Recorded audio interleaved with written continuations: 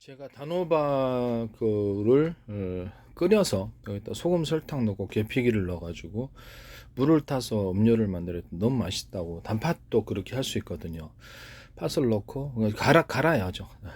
여기서 소금 설탕 넣고 계피를 넣고 팥 음료수로 만드는, 탄산을 넣을 수도 있어요. 이같이 하시면 제 기술 구조가 되겠습니다. 유자철, 레몬청, 딸기, 바나나, 망고, 사과, 백귤, 오렌지, 파인애플, 수정과청, 홍시청, 체다치리, 우유청, 다양한 형태의 과일잼과 과일청들을 만들어서 그걸 기반으로 해가지고 이것을 끓여서 소금, 설탕 넣고 계피를 넣고 계피 음료수 만드시면 제 기술입니다. 너무 맛있어요. 이거를 일단 술을 좀 넣어가지고 과일주, 그 맥주나 과일주, 칵테일주 술을 좀 넣어서 만드는 버전도 있고, 밀크쉐이크에다가 각종 이렇게 이런 단호박이라든지 팥 아니면 이런 것들을 계피에 넣어가지고 밀크쉐이크 만드셔도 제 기술 구조가 되겠습니다. 각종 그 잼들은 다 되지 않겠습니까? 밀크쉐이크를 잼들 이런 과일잼과 과일청에다가 이렇게 어떤 계피를 좀 넣어가지고 사과잼도 괜찮은 게 계피 넣어가지고 그 음료수로 만드는 거예요. 탄산을 넣어도 되고 탄산 음료수로 만들거나 술을 만들 수 있습니다. 그다음에 이게 탄산 음료수로 만들면 되게 맛있을 것 같아요. 제가 수정과청 그 우리나라 이렇게 어떤 생강하고 계피하고 곶감 만든 수정과청에다가 탄산 넣어서 만드는 것을 말씀을 드렸죠. 또는 식혜에다가 식혜 만들 때 보통 식혜 만들 때는 꼭 밥 넣고 거기다 소금 설탕 넣고 생강 같은 거 끓여서 넣고 보리엿 기름을 부직부에 싸가지고 넣어가지고 계피 식혜를 만드시는데, 그것도 이제 역시 탄산을 넣어가지고 탄산 음료 만들고, 또는 술을 조금 넣어가지고 과일술 같은 거, 맥주나 포도주 과일술들을 좀 과일주를 넣어가지고 술로 조금 첨가를 시켜서 만드는 음료수 말씀을 드렸고요.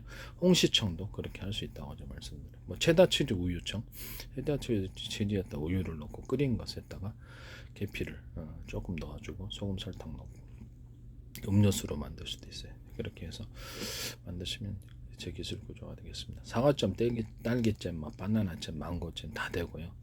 과일잼 내가 과일청에다가 계피를 좀 넣어서 계피 음료수를 만들어서 이렇게 물 타서 먹고, 탄산을 넣을 수도 있고, 여기다 과일주, 맥주나 포도주, 칵테일 과일주를 넣어서 맛을 다양화시킬 수 있다.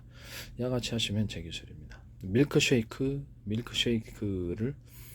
만드시잖아요. 밀크쉐이크 만드시는데 거기다가 제가 밀크쉐이크에다가 다양한 아이스크림 분말, 다양한 아이스크림을 넣어가지고 밀크쉐이크를 만들 수 있다고 말씀을 드렸죠.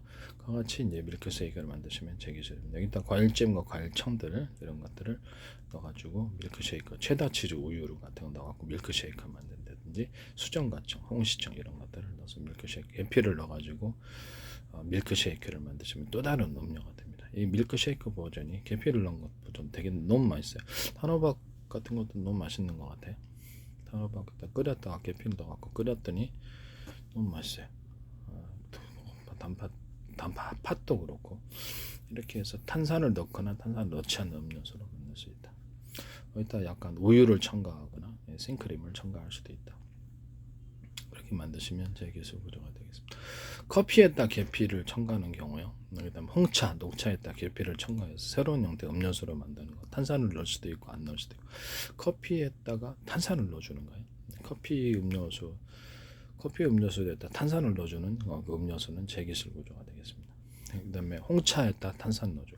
또 복숭아한테 레몬티를 탄산을 넣어주는 경우, 이렇게 해야죠. 스틱 형태로 판매를 하실 때는 커피 가루 플러스 소금 설탕 플러스 계피 가루 이렇게 들어갈 수도 있고요. 여기다 이렇게 톡톡 튀는 이렇게 설탕 안에 이렇게 탄산 들어있는 톡톡 캔디를 같이 넣어서 탄산을 넣는 그런 것도 있을 수 있겠다. 그래서 말씀을 드립니다. 홍차, 녹차도 동일하게 다 그렇게 스틱 형태로 이렇게 판매를 하실 때는, 넌 티백 형태로 판매하실 때도 과일잼과 과일청들을 좀 섞어준데, 과일주를 좀 섞어준데, 커피에다가 과일주 섞어주는 버전을 말씀을 드렸죠.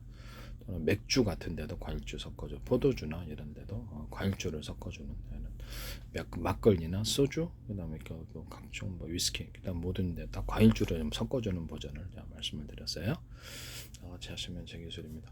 커피나 우유, 두유 이런데 아이스크림 분말을 넣어가지고 이렇게 먹는 것. 그다음에 그 밀크쉐이크에다 아이스크림을 넣어가지고 이렇게 새로운 형태의 밀크쉐이크를 만드시면 제 기술 구조가 되겠습니다. 거기다 과일잼과 과일청, 과일주를 넣은 밀크쉐이크, 맥주나 포도주, 과일주, 칵테일주를 넣어서 새로운 형태의 밀크쉐이크를 만들 수 있다. 뭐 단호박 음료를 계피에 넣어가지고 소금, 설탕 이렇게 단호박 음료나 팥 음료 만들 때도 탄산을 넣고 맥주나 포도주, 뭐 각종 과일주를 넣거나 이렇게 가능하다. 칵테일주. 거기다가 아이스크림을 좀 넣어가지고 아이스크림 분말이나 아이스크림을 넣어가지고 새로운 음료로 만들 수 있다라는 것입니다. 다양한 뭐 버전이 가능해요. 생크림이나 우유도 넣을 수도 있고요. 뭐 그렇게 하시면 제 기술 구조가 되겠습니다. 뭐 거기다 커피 크림을 넣어주는 커피에다 생크림을 갖다가 전자레인지 녹여갖고 생크림 섞은 커피 크림이 만들어진다 그랬죠. 그렇게 만드셔도 되고요. 이렇게 되면 이제 제 기술 구조가 되겠습니다. 제가 귀리를 볶아가지고 그것을 탄산음료로 만들 수 있다. 귀리라든지 보리, 뭐 쌀 이런 게 곡식 종류들을 볶아서 탄산을 넣어서 탄산음료로 만든다. 보리음료도 탄산음료로 만드시면 되겠습니다. 특히 귀리음료 같은 뭐 숭늉으로 만들어도 너무너무 맛있네. 거기다 탄산을 넣어서 만들거나 다양한 과일청, 청과 잼 이런 것들을 해서 귀리를 볶아가지고 제가 귀리주 만드는 명품주라고 말씀을 드렸죠. 그래서 그렇게 하시면 제 기술입니다. 빵 만드는 이스트균을 물 넣고 이렇게 설탕을 먹여서 증식을 시킨 다음에 보온실에서 그것을 투입을 시키고 매일마다 설탕을 넣어서 귀리를 그리고 이스트를 증식을 시켜서 탄산을 만들어줘요. 인위적으로 많이. 그 다음에 거기다가 매일마다 설탕 넣는 기존의 어떤 술 제조법과는 완전히 틀리죠.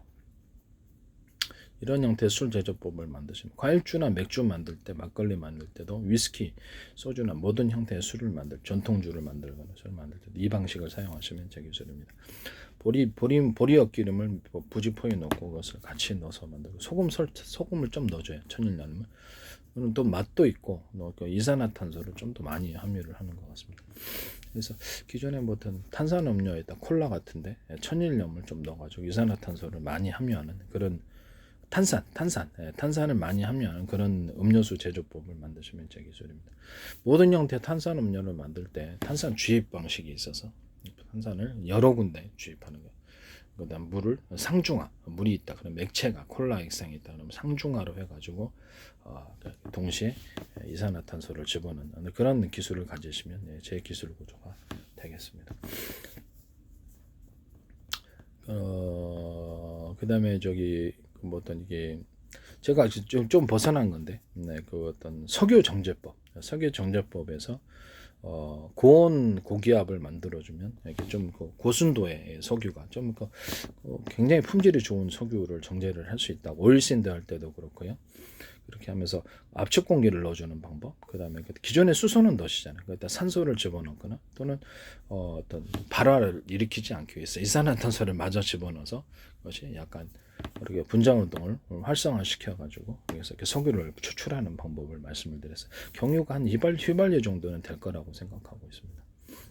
그때 이제 넣을 때 상중하로 이렇게 기술 구조를 이런 기체들을 넣어주는 이런 방법이 있고 그렇게 압축 공기 넣을 때도 상중하로 이렇게 일부러 기포를 일으켜 갖고 추출이 쉽도록 그렇게 하는 기술도 압축 공기를 상중하로 넣어준다, 여러 군데 넣어준다든지 이런 방법으로 할 수 있다라는 거죠. 그것은 용광로 같은 이런 데서, 그다음에 용광로 같은 데서도 불순물을 정제하기 위한 이런 방법이거나 이게 산업상에서 이게 굉장히 쓰일다 굉장히 많을 거예요. 이 방법이 그 기술 구조가 다 제 기술 구조가 되겠습니다. 수소산소 추출할 때도 제가 마이크로웨이브 전파나 기타 다른 전파를 서로 파형이 된 여러 개를 묶으면 용암열애보다 강하게 일어난다. 그래서 이것을 상중하로 하거나 여러 군데 이렇게 하거나 적외선 파형도 서로 파형이 여러 개의 파형을 사용하면 열이 더 많이 일어나요. 그래서 전기분해법 플러스 열분해법을 동시에 적용한 수소산소 추출법을 말씀을 드렸었거든요. 그래서 위에서 이렇게 전자레인지 그릇이 판이 돌아가잖아요. 근데 이거는 전파가 나오는 것이 이게 판이 돌아갑니다. 위에서 회전식으로 수십 가닥이나 이렇게 갖고 밑에 싸서 토네이도도 만들 수 있어요. 물이 수증기가 위로 올라가니까 토네이도가 형성이 되는 건데 회전하면 육지에서도 가능합니다. 이게 비행체의 어떤 추진 구조로도 사용할 수 있습니다.